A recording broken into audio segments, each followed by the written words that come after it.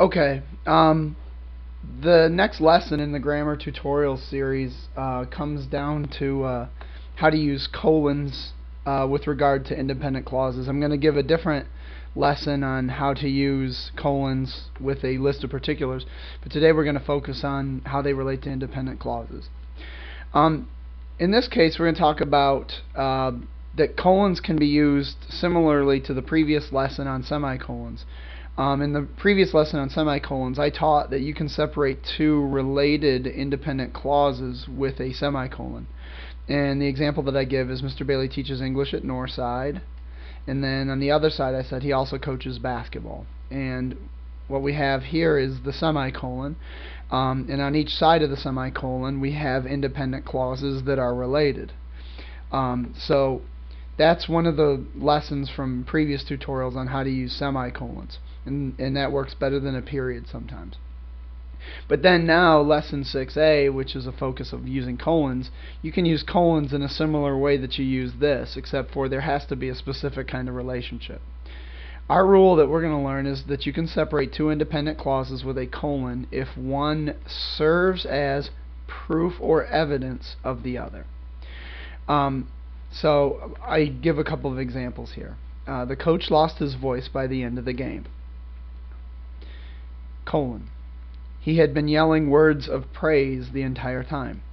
Well, if the coach has lost his voice and then we explain why it happened, this serves as proof or evidence or the reason why this one took place.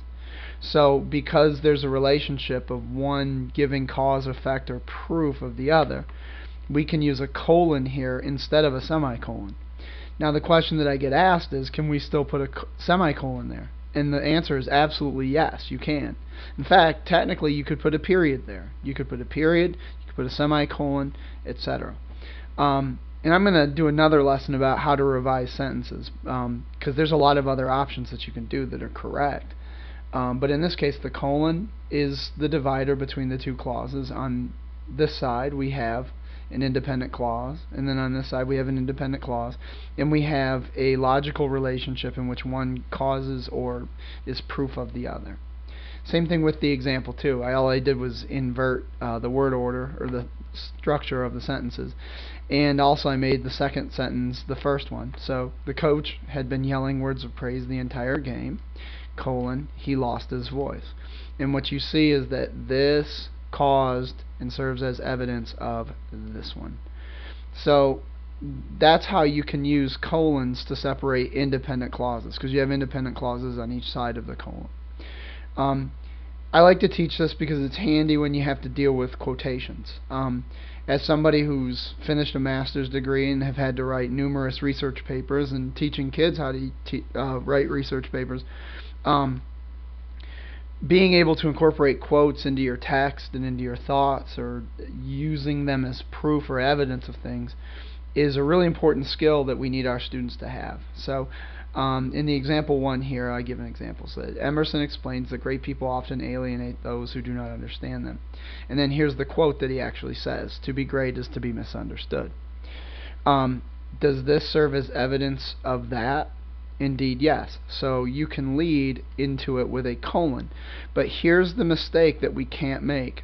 This right here is an independent clause. Can stand on its own.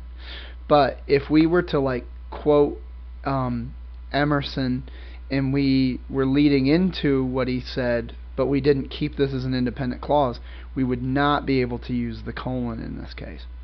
So in fact, if we're integrating quotes from our natural writing into the direct quote itself, there really ought not be any punctuation here except for going right into it. But because we have independent clause on the front side, Emerson explains that great people alienate those, etc., and then we have independent clause on the other side, the colon works, and the quote serves as evidence or explains this. This is an example of something done in research before, like effective professional development is collaborative. Well, there's the thesis, and then here's the research that supports it. It, quote, offers a variety of structures within which teachers can work together. And then the source was Laureate Education. which actually was a video about professional development and educational leadership.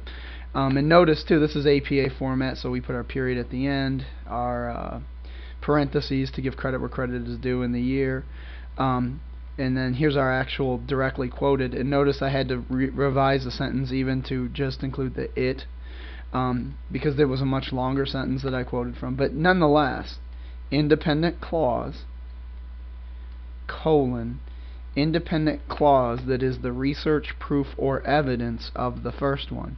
And I could even invert the order here. I could go this first, colon, and then this. It doesn't matter what order, as long as one of the independent clauses shows evidence or proof of the other. So that's basically how you can use a colon with regard to independent clauses. It's really good to it shows cause-effect relationship or evidence of one versus the other. And then the other reason is that you can integrate quotes and directly quoted material, as long as they're independent clauses, effectively into your writing.